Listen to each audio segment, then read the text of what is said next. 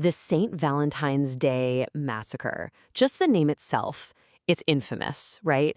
It's one of those events in American crime history that was so brutal, it literally changed the entire game. And the date? February 14th, 1929. I mean, Valentine's Day. You know, a day that's supposed to be about love. Well, this one was forever stained by one of the most cold-blooded crimes you can imagine. And where did this all go down? A totally normal commercial garage on Chicago's North Side. Just a regular place for work, storing trucks. Nothing about it screamed danger. Nothing at all to suggest it was about to become, well, a slaughterhouse. But these 7 men who gathered there, they would never leave. Not a single one of them walked out of that garage alive. And get this, while all this was happening, the man behind it all was hundreds of miles away, making sure he had the perfect alibi. That man, of course, was Al Capone. And here he is, in his own words. Listen to this. I am just a businessman, a public benefactor. I mean, the sheer audacity is just, wow. While his hitmen are carrying out a mass murder in a freezing Chicago garage, Capone's kicking back in sunny Florida, painting himself as some kind of community leader. It's this total disconnect, right? That's the real key to understanding who he was and how his empire worked. Okay, so how on earth did it get to this point? This massacre, it didn't just happen out of the blue. Nope. It was actually the bloody, violent peak of a massive turf war. A war for one thing, control over Chicago's booze trade during Prohibition. And let me tell you, that trade was incredibly profitable. So you gotta picture Chicago at this time. The city was basically split right down the middle. In one corner, you have the North Side Gang, led by George Bugs Moran. These guys were mostly Irish, the old guard, who'd been running the show for a long time. But in the other corner, you had the South Side outfit, led by Al Capone. They were the up-and-comers, an Italian syndicate, and they were aggressively expanding.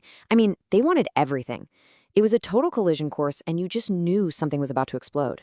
And that brings us right back to that garage on Clark Street, the massacre itself. The way they planned it, the way they executed it, it was just cold, calculated, and absolutely ruthless. So let's break down how this perfect ambush went down. First, the lure. Moran's guys thought they were heading to this garage to pick up a sweet deal on some hijacked liquor. Too good to pass up, right? Then, the disguise. This was the genius, evil part. Capone's assassins roll up in a car that looks exactly like a police car. A couple of them are even wearing police uniforms. So they walk in pretending it's a routine raid. They tell Moran's men, all right, up against the wall. And finally, the execution.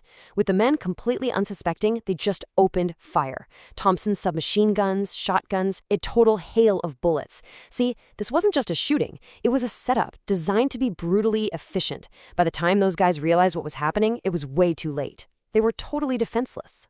7 victims. Just 7. It's a simple number, but think about what that means. This wasn't your typical mob head, taking out one guy. This was annihilation. The goal was to wipe out the entire leadership of the rival gang in one single terrifying blow. But here's the crazy part. For all that meticulous planning, they failed in one huge way. They missed the #1 target, Bugs Moran himself. Why? He was running late. He saw the car, thought, oh, it's a police raid, and just turned around and left. He literally escaped death by being tardy. And the only living thing left inside that garage to witness the whole thing, a German shepherd named Highball. You can't make this stuff up. So Capone must have been thinking, great, problem solved. I'm the undisputed king of Chicago now. But nope.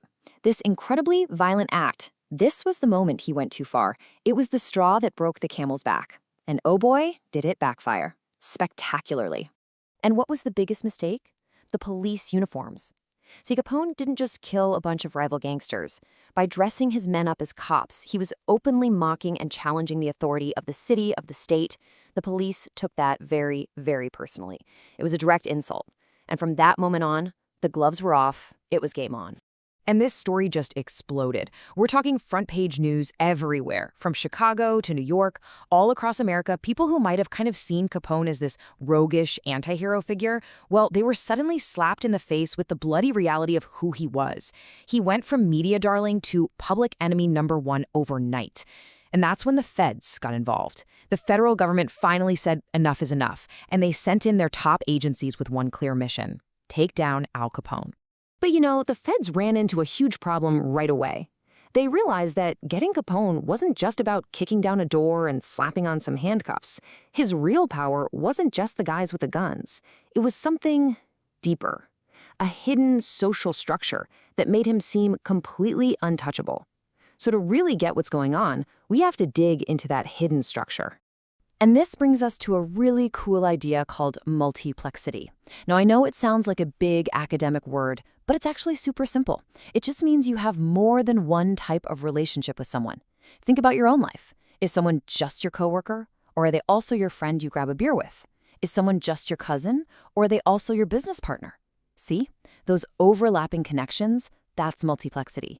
And those bonds are way, way stronger and built on much more trust than just a single type of connection.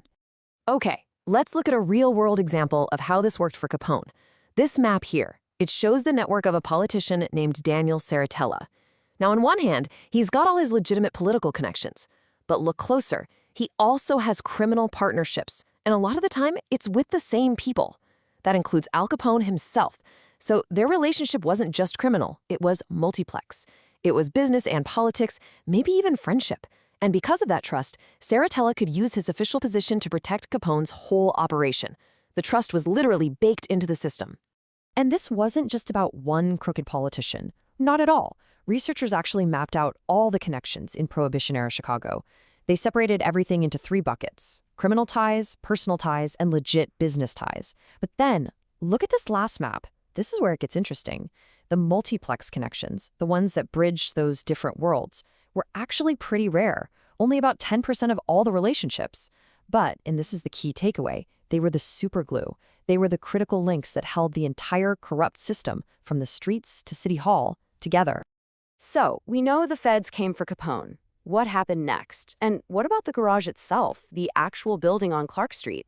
Well, the echoes of that bloody Valentine's Day are still around today in some pretty surprising ways. The timeline tells the whole story, really. In 1929, you have the Massacre, which kicks off this massive public outcry and federal crackdown. Just 2 years later, in 1931, Al Capone is in prison. And get this, not for murder, but for tax evasion. That's all they could get him on. Then, much later, in 1967, the garage itself is demolished. But a smart entrepreneur steps in and saves the actual bullet-riddled bricks from that back wall.